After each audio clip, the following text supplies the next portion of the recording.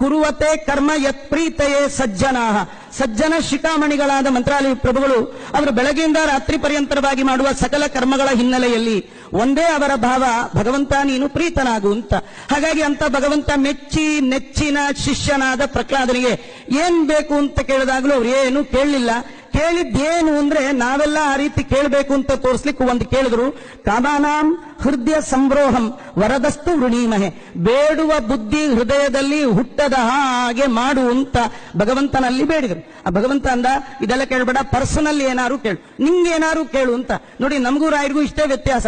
ದೇವರನ್ನ ನಾವು ಕೇಳಿ ಕೇಳಿ ಕೇಳ್ತೇವೆ, ದೇವರು ಕೊಡಲ್ಲ ಕೊಡಲ್ಲ ಕೊಡಲ್ಲ ಅಂತ. ಅಲ್ಲಿ ಪ್ರಹ್ಲಾದರಾಜರು ಕೊಡ್ತೀನಿ ಕೊಡ್ತೀನಿ ಕೊಡ್ತೀನಿ ಅಂತ ದೇವರು, ಬೇಡ ಬೇಡ ಬೇಡ ಪ್ರಹ್ಲಾದರಾಜರು. ಇಷ್ಟೇ ನಮಗೂ ಅವ್ರಿಗೂ ಇರ್ತಕ್ಕಂಥ ವ್ಯತ್ಯಾಸ.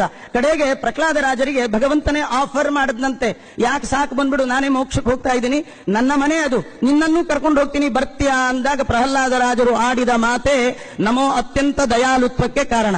ಏನು ಅತ್ಯಂತ ದಯಾಳು, ಅವರು ನಮ್ಮ ಕಡೆ ಎಲ್ಲ ಕೈ ತೋರಿಸಿ ರಾಯರಂದ್ರಂತೆ, ಏತನ್ ವಿಹಾಯ ಕೃಪಣಾನ್, ಭಗವಂತ ನನ್ನ ಮೋಕ್ಷಕ್ಕೆ ಬಾಂತಿಯಲ್ಲ, ನಾನು ಬರೋಲ್ಲ, ಯಾಕೆಂದ್ರೆ ನನ್ನನ್ನು ನಂಬಿದ ಇವರನ್ನೆಲ್ಲ ಬಿಟ್ಟು ನಾ ಹೇಗೆ ಬರಲಿ.